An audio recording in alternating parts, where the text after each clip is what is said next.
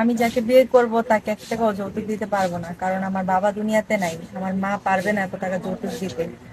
আর যদি কোনো ভাই আমার দায়িত্ব নিতে চান তাহলে অবশ্যই ভাইয়াদের সাথে যোগাযোগ করবেন। আর আমি এমন একজন মানুষকে চাই, সে হোক কালো, কোনো সমস্যা নেই, বিবাহিত হোক অবিবাহিত হোক বা 3-4 বাচ্চার বাপ হোক, কোনো সমস্যা নেই।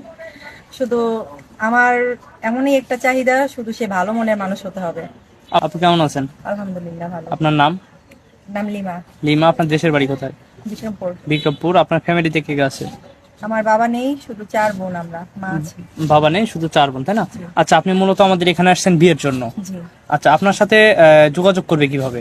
ভাই, আপনাদের মাধ্যমে যোগাযোগ করলেই হবে। আমাদের মাধ্যমে যোগাযোগ করলেই হবে। হ্যাঁ। প্রিয় দর্শক, এই মুহূর্তে ডিসপ্লেতে যে নাম্বারটি দেখা যাচ্ছে এই নাম্বার ইউটিউব চ্যানেল কর্তৃপক্ষর।